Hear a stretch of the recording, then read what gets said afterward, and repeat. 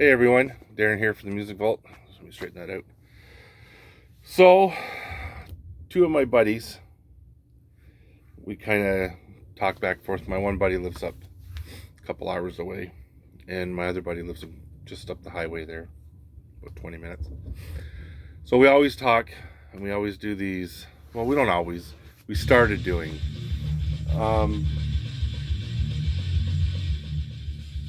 Just turn it down so it doesn't get flagged. Oh, by the way, what we're listening to is the 2005 release of Believer, and this one is called Gabriel. A lot of people might remember Believer as the Christian thrash metal band from the 80s. Their first album, Extraction from Mortality, is probably just bona fide straight up heavy thrash, and it's actually a really heavy album. There are a lot of their newer stuff. They became more of a progressive metal thrash metal band. Anyways, this album came out, I think, like 15 years or 20 years or whatever it was after their last album. And they've only put out two since: Transhuman, which came out after this one, and this one, Gabriel. And then done a couple of like a trilogy of songs or something. They all kind of fit. I don't think it became an album or anything. But yeah, this is on Metal Blade Records. I don't even know if it's available anymore. But yeah, Believer, and Gabriel. Okay, so back to the video. So we did this one top 50 songs of your collection or whatever songs you're into or bands you're into, and it made for a very interesting list because my best friend Chris, he's into everything. He had some hip hop on there, country, metal, hard rock, alternative maybe. I can't even remember, but I just remember like his list was so varied. And my buddy Den, sorry, his name's Den. His, I don't think, was as varied as Chris's. Although it might have been, but out of all three of them, mine was pretty much punk, metal, and hard rock. I'm a hard rock guy. I don't really care for country. I mean, I'll listen to it if it's playing, but I won't go out and buy any of this stuff. Can't stand rap. I hate hip hop. I hate soul. I'm just a rock guy. Rock, metal, punk rock, hardcore, whatever. But I'm just not a country guy. Although I do like some country guys, like Waylon Jennings, stuff like that. Kind of like the outlaw country. It's a little bit more. I don't have. I think I have one Charlie Pride album, but I think I got it in a group of albums when I got a bunch of albums, and I got a couple of Waylon Jennings. I got a Johnny Cash box set, stuff like that, but nothing. None of this new country that wants to sound like Leonard Skinner. None of that kind of stuff.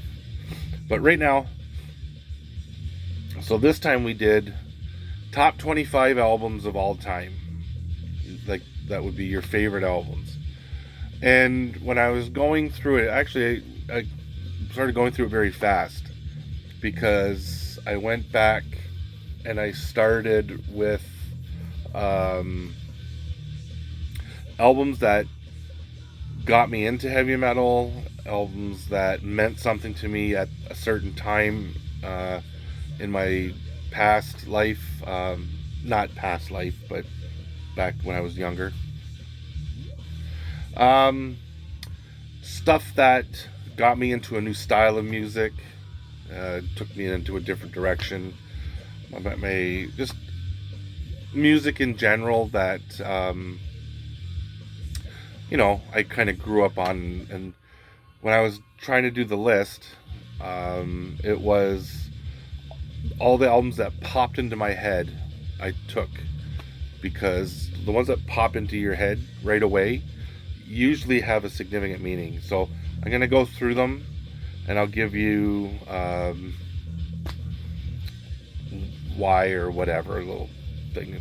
Hopefully this video is not 9 hours long, but it's 25 releases, top 25 album. And then there's some bands that people are gonna go, wow, you didn't include them. Why? Not that I don't like those bands, just for whatever reason they weren't defining for me. They came either after I got into a style of music, or their catalog to me was very limited at the time, or I just wasn't a huge fan of them at that particular moment. And as time went on, they didn't hold my attention as much as some of these releases. Anyways, so starting at number 25, and they're not in any particular order.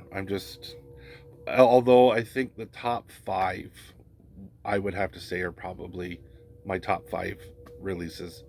That if I had to go to a desert island and I can only take 5, these would be my top 5. Anyways, number 25, Queensryche, Rage for Order. I just think that this album, from start to finish, is a masterpiece. I absolutely love this album. The hooks, like the core, like just the whole songwriting, the whole song structure. I know some people disagree. They'll say The Warning was their defining album, which is fine. But for me, Rage for Order, bar none, probably, I would say, my favorite Queensryche album. Iron Maiden, Killers. My favorite Iron Maiden albums are the first 2 Iron Maiden albums with Paul Di'Anno. That's just the beginning to me. And I don't remember when or how I got into Iron Maiden. I just remember just like this just being kind of like the epitome of heavy metal back in the day when I started. Everything from the album cover, and I've had this album for ever and a day. But yeah, so Iron Maiden, Killers. This one, man, I remember this. I played this album a million times. I love this album, and to me, I wouldn't even say they're a glam rock band. I know a lot of people might put Quiet Riot as a glam rock. I wouldn't say I would say they're a metal band. Like, when you look at stuff like this, they don't have big hair, or like, they're just leather, and yeah, like, Breathless, such an awesome song. Slick Black Cadillac Loves a Bitch. Thunderbird, Let's Get Crazy, Run for Cover. Probably Run for Cover and Breathless are my favorite 2 tracks on this album. Metal Health is really good. Come On Feel the Noise is a remake from Slade. It's not bad. I mean, that was their big hit off that album. Now this one, these guys kind of got me into a little bit of a heavier direction.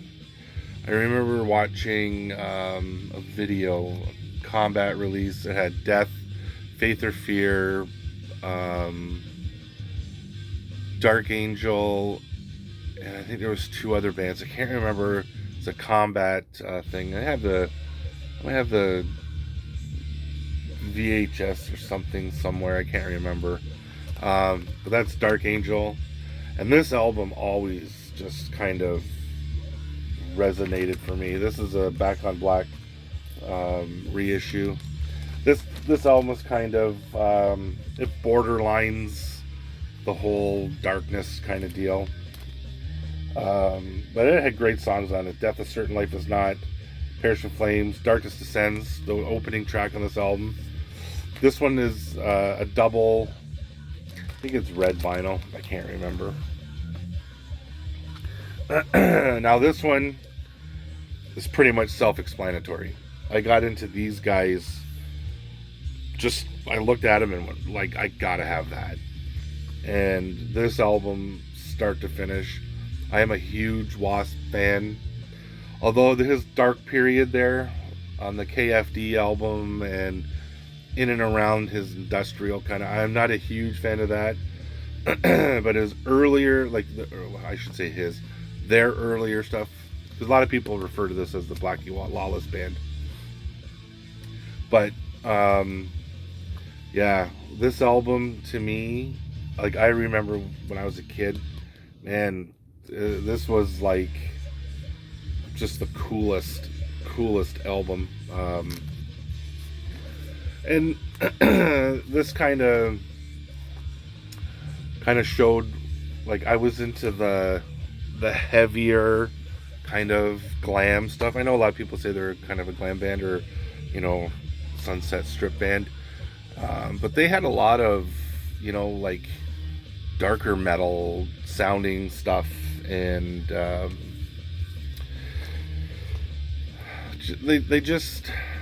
they were more heavier, so they fitted the attitude that kind of I was into, like with the really heavy bands, as opposed to all the glamour. I was never a real huge Bon Jovi fan or Poison or all those kind of bands.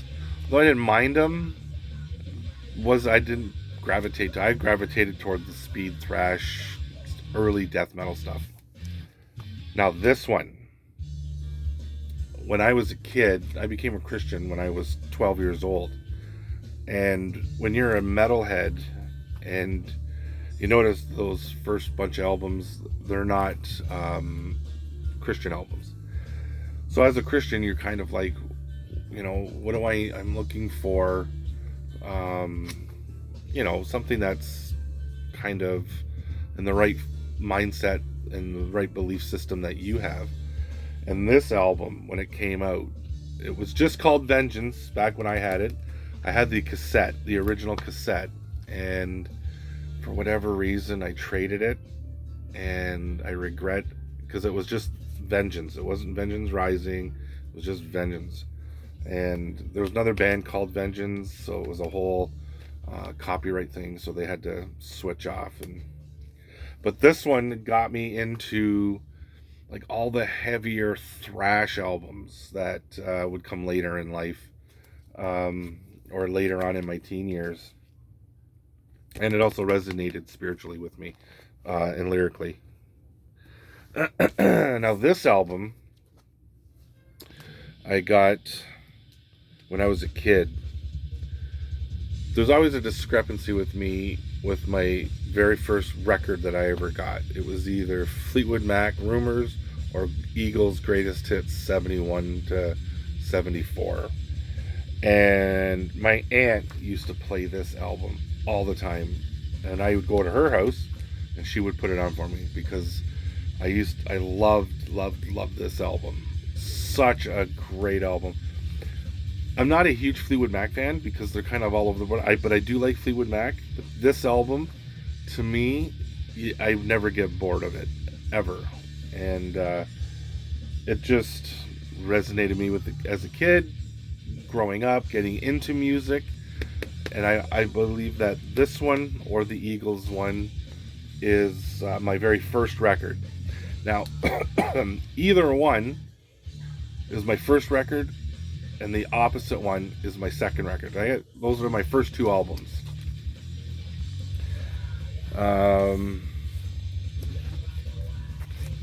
Forbidden. I just, I don't know how I got into these guys, because I don't think any of my buddies were into them. I just think I went into a record shop, saw the album, and went, I want that. The cover was pretty cool. To me, it's like the good and the evil skulls clashing, and of course, we all know good wins. But yeah, this one had like Chalice of Blood, As Good as Dead, March to Fire, Follow Me. Like, this was this was a great album. I used to spin this all the time. And of course, Paul Bassett, the last Slayer drummer, this was his original band. Now this album was what got me into Christian metal, period.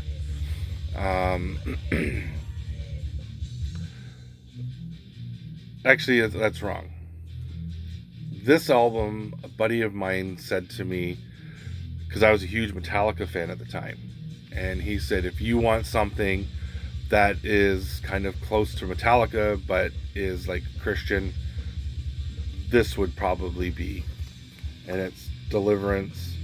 And it's not because they sound like Metallica, or they're just that they're kind of in that league with, to me, with Metallica, in terms of the crunchy guitars, the fast, thrashy, speed metal songs, probably more so from the first two Metallica albums than anything else after. But it was just a big thing with, if you like Metallica, then go check these guys out, because these guys are Christian, and everybody knew when I was younger that I was a Christian. I've always, like, to me, I've been a Christian since I was 12, so, and I'm 51, so do the math. But this, to me, is like, I spun it. Like, I think I had a dubbed cassette copy of it until I was able to find the CD and all that. This album, I just remember loving it. And it would be, this is probably Living for Tonight is my favorite song on this. Metal Heart is an awesome song. Midnight Mover, yeah, it's a great song. And I'm talking about Accept. I love this album over Balls to the Wall. And I think Balls to the Wall, this one and Balls to the Wall, I remember in high school getting into these guys. And a buddy of mine, he's in a couple of bands. I think he always says that I got him into Accept. So we'll go with that. And somebody somewhere, you discover bands along the way. Somehow I discovered this band, because being a kid in Canada, you're kind of limited to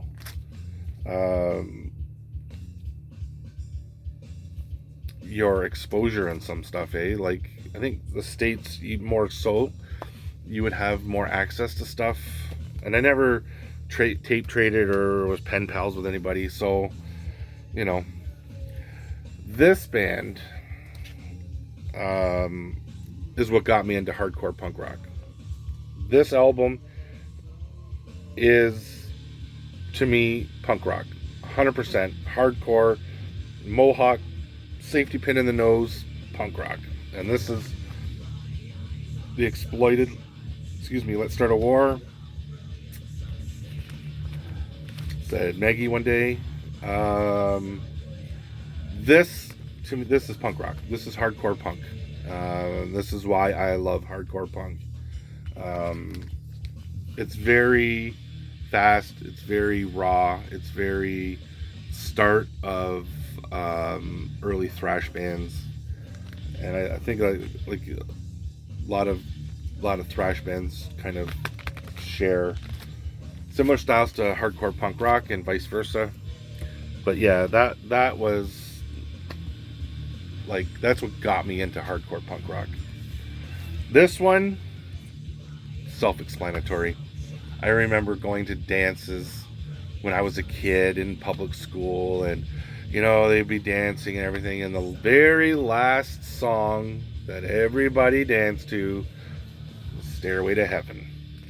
And then I got this album, and it's such a great album. No mention of the band or what album Zeppelin 4, but this is the Canadian pressing as well. But it's got, you know, The Hermit. Well, this is Black Dog, When the Levee Breaks, Stairway to Heaven. You don't even have mention until you get to that. Rock and Roll, Black Dog, Rock and Roll, Battle of Evermore, Stairway to Heaven, Misty Mountain Hop, Going to California When the Levee Breaks. So, like, I mean, when you're a kid, and like I said, you discover music all over the place in weird ways. And I discovered Led Zeppelin through school dances because somebody played it once, and everybody, that was the last song everybody danced to because it was the longest. And yeah. Anyways, Led Zeppelin. I don't even know where I am on the number scale. Probably halfway through so far. And of course, Eagles, greatest hits. This was either my first album or second album. I still have the original, my original, where I had my name written on here. Like, I have about 4 or 5 copies of this, but I have it up on my wall, and it is beat because I just played it. I don't ever know what happened to my very first copy of Fleetwood Mac, Rumors. I might have it, and then I might not have it.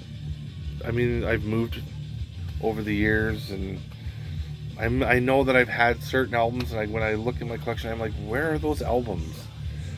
Like, I had MOD, Surf MOD. I don't know, Surf and MOD. I don't have it anymore. I had Testament live at Eindhoven. I don't know where it is. You know, I think I had a Sacred... No, I have that Sacred Reich album. A bunch of other albums. I can't find them. Aerosmith. And that's because of Dream On. I think it was another song that they used to play at the dances and stuff. And that got me into Aerosmith. Especially this album. This album more so, in particular, because Dream On was on it, and then it had Back in the Saddle Again, Sweet Emotion, and Draw the Line, Kings and Queens, blah, blah, blah. So, yeah, so my earliest recollection of Aerosmith would be that album. Now, this album, this is the album of albums that got me into speed metal. There was a guy that, now up until this point, it was Judas Priest, Iron Maiden, the start of Metallica, and AC/DC, that kind of stuff. And then I heard this album, in particular the title track of that album, and that was it. My whole world opened up. Then I got into stuff like Exciter and Voivod, and it just exploded.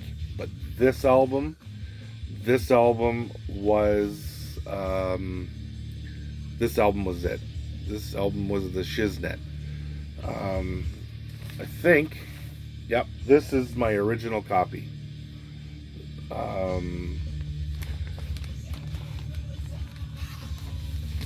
This album was what started me in thrash speed, like this album. And I love everything that this band has put out. And I have, I think, just about everything that this band has put out. Stace, Sheepdog McLaren, best thrash singer ever. I always liked the thing. We spit on those who choose to pose, and we thrash with all the rest. That's awesome. I think Venom had, on their first couple of albums, had little sayings like that. Their next album, which was Malicious Intent, that had a saying on it too. We bang the head that doesn't bang, or something like that. um, I think that was on there, that album, on Malicious Intent. I have to go back and look, but if I'm wrong, somebody will correct me. But yeah, this album is what got me started into thrash for sure. Um, Everything about that album is awesome. Now this album got me into everything European thrash, and actually their album before that, um, Pleasure of Pain, Pain of Pleasure. What the heck's the name of it? No, that's this one. Pleasure to Kill. What's the first? Endless Pain. That's it. I remember buying that at Pop Tones years and years and years and years ago. But this album, I think I bought it because of the cover, and it was blood red. But this album is what really catapulted me into destruction and like all of that kind of German thrash rage and just other, I can't list them off the top of my head right now, but yeah, for some reason, and this album especially, Ripping Corpse, Ride of Violence, The Pestilence, probably The Pestilence is my favorite song on this album. But this is like they're young on this album. Now this album, I mean, no, my cousin had a copy of this, and he taped it on a tape, and I played it until that tape got eaten, and then I think I asked him to dub me another copy until I was able to get some, like, till, you know, I had a job, and because I think I got into this when I was like 10 or something, or 11 or something like that, and that was AC/DC, Back in Black. This album, this is the best AC/DC album ever made, and fight me on it. Yeah, best album. A lot of people love the Bon Scott era. I wasn't a huge fan of Bon Scott. Like, you know what I mean? Like, Brian Johnson to me is AC/DC. This album, wasn't a fan of like Highway to Hell as opposed to this album. This album to me is AC/DC at their best. I mean, every song on this album, start to finish, this would probably be easily in my top 10 of all time. But yeah, just a killer album. Of course, German metal can't be without this album. I remember like hearing the track "Rock You Like a Hurricane" on back in the day, it was called the Pepsi Power Hour on Much Music, and they would play just heavy metal videos, stuff from Judas Priest and Black Sabbath and blah blah blah, Scorpions, 100%. And I love that cover too. Can't even remember who bought me that album. I think it was my mom and dad for Christmas one year. Getting into the glam, Rat, this album hands down. And a lot of the glam bands that they call glam or were around in the 80s, that Sunset Strip type, Rat was always heavier. Yeah, they kind of dressed a little bit. Here, let me take it out of the thing so it's not. You know, they kind of dressed a little bit. You know, they were more for getting girls and stuff. But their songwriting, like some of their songs were heavy. Lack of communication. That opening riff, that chunk, just, and She Wants Money, The Morning After. Like, these guys knew how to write songs. And Warren DeMartini and Robin Crosby, to me, were great guitar players. Like, and to me, they're kind of overrated, or underrated, I mean. Overrated. But yeah, Out of the Cellar, probably out of a lot of those hair bands, these guys, because to me they were so much heavier, And they got actually kind of heavier, like they were, yeah, on all their releases. I don't remember the first album. I have it. I haven't played it in years, so I don't remember it. But Lay It Down, that like just like they're heavier songs. They're not like the fluff like Poison or Warrant, like Cherry Pie. They weren't that kind of sappy. They were meaty songs. These ones. Now there would be no whatever without this album. Like, look at that look. Now this is when Motley Crue was Motley Crue. They were heavy, they were loud, they were rude. Um, they had great, like this is to me is Motley Crue at their finest. After that, Theater of Pain was okay, but that's when they started to go really fluff. That's when that look left, and it was the softer pinks and lace, and that's when they kind of went took a nosedive. And again, that shows you what my musical style are, like what I like. Like my best friend Chris, he loved Bon Jovi and Poison and Warrant and Tesla and all those bands. The first two Tesla albums are great. After that, again, nosedive. But yeah, he liked all that stuff. And Den was always a massive Led Zeppelin fan. I think one of the big reasons I really got into Zeppelin was because of him. Because up until this point, I had only heard, Stairway to Heaven and Black Dog, I think. And then when I started hanging around with Den in high school, like he just loved the massive Zeppelin fan. And I think that's when I really discovered, Houses of the Holy and Presence and Physical Graffiti and Zeppelin's 1, 2, and 3 and all of it, because he had it all. But yeah, but with Motley Crue, yeah, like how could you not, as a metalhead, want to listen and check that out? Like what these guys are all about. Now this is a German pressing of Shout at the Devil. I know you can get a gatefold. This isn't a gatefold. Like the gatefold has, like this one is just,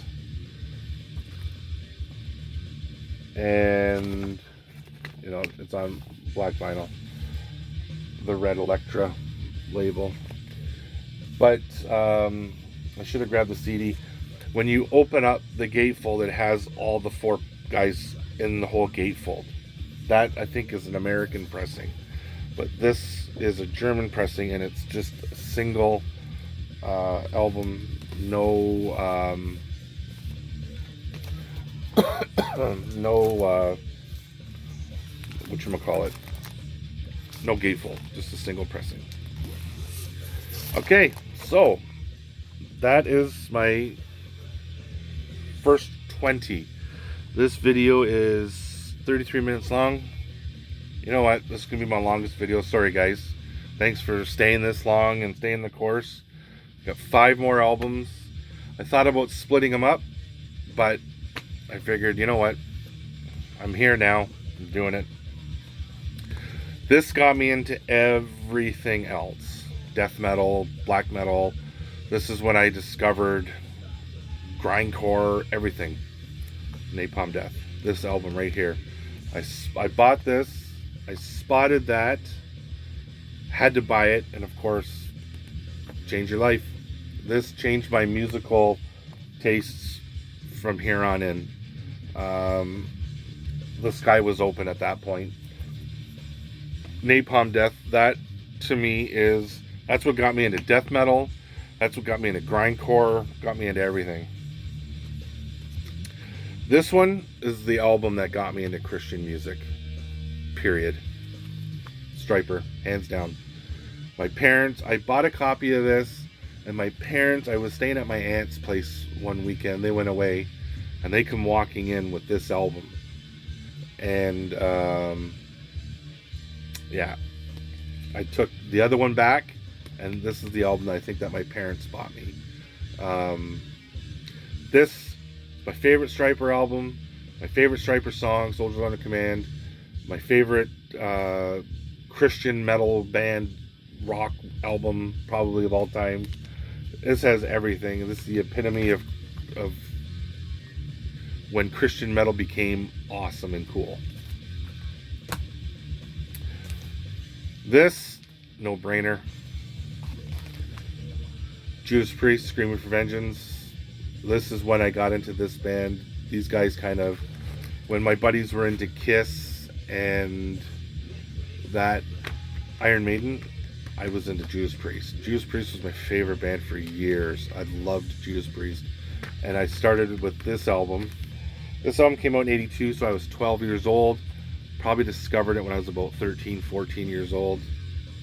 And this album has been my favorite Judas Priest album of all time. And probably when somebody says to me, what's a good heavy metal album, that starting point for heavy metal? Right there. To me, that's just album number 2. These are my top 5, by the way. This is album number 2. This album opened me up to bigger and better things. This album was introduced by a friend of mine who passed away about a year and a half ago.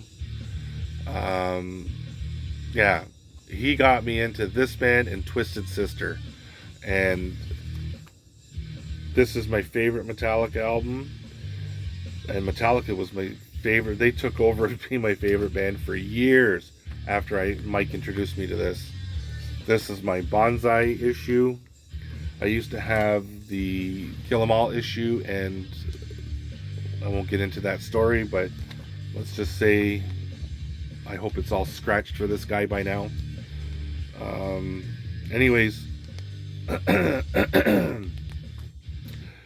this branched out my musical tastes at this point, which allowed me to get into other stuff that branched me out as well. But this 100%, and this is Metallica to me. A lot of people will say Master of Puppets, which is an amazing album. This is my favorite, and I think this is Metallica. They're best speed metal wise. Now this album, I just remember hating this band when I was first heard it. I laughed at them. I thought they sucked. And then I don't know what happened. A guy up the street from me when I was a kid was a massive fan.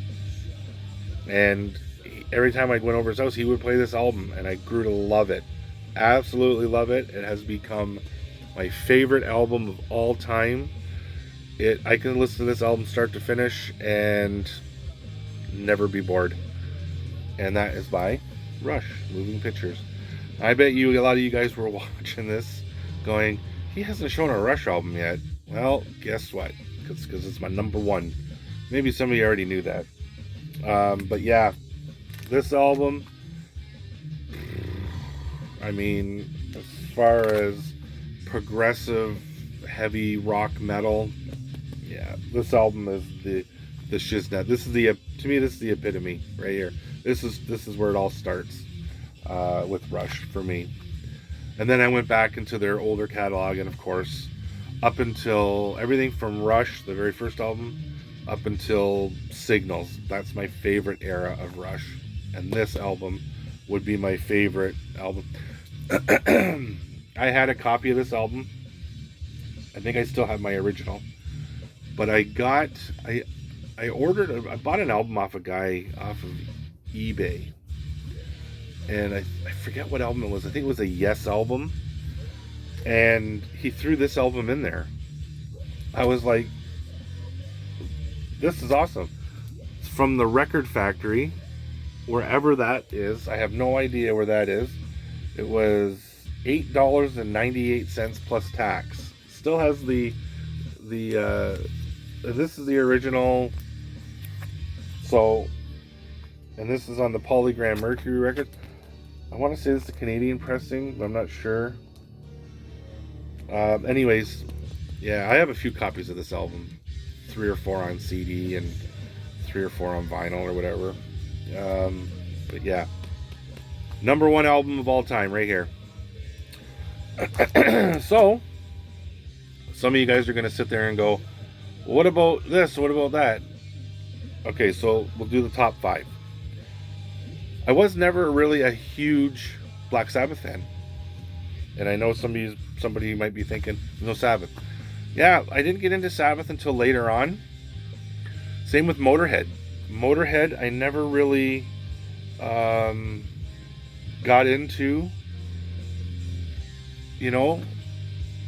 until later on. And even then, I love Motorhead, but they're not in my top. They're not in my top whatever. But I do love Motorhead. I have a lot of Motorhead on vinyl. Kiss, another one. I had a buddy of mine who's a massive Kiss fan. I never saw the big shtick with Kiss. Yeah, they had makeup on, they looked cool, but I think he was into Kiss and Iron Maiden, and that's when I was talking about with the Priest. I was into Priest. Priest was denim and leather and studs and chains and whips, and like, to me, back in when you're 12 years old, 10 years old, like, that's heavy metal. It's like this big studded belt. Kiss just had makeup and big boots on, and I was just never never a huge, Deep Purple, another one. No Deep Purple in here either. Great band, love Deep Purple. I just, not on my radar back when I was a kid. I might have started listening to them when I was later on in high school. Smoke on the Water is probably my introduction, like probably with everybody. But I just never a huge, Pink Floyd, The Doors, a lot of those bands. I was never into those bands. I'm into them now. Just never in my, But yeah, I would have to say, like, Motorhead, Black Sabbath, Kiss, like those 3 bands, like everybody would go, yeah, metalhead, like, yeah, no. I like those bands. I have albums from those bands. I have cassettes. I collect stuff from those bands. I just weren't on my radar at certain points of my life, and these albums always, to me, they stand out.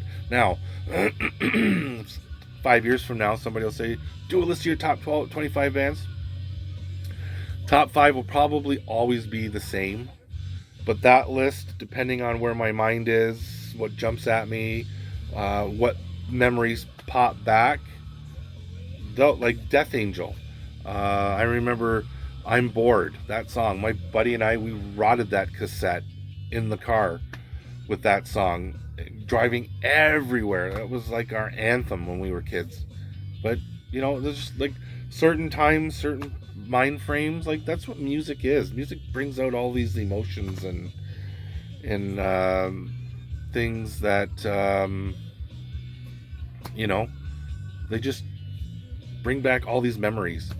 And in certain memories, like, you'll have, the core of this will probably be the same. The top 5 will always be the same, probably, most likely 99.9%, unless I hear a band coming up and I'm like, best album of all time, and that reply, but I can't see.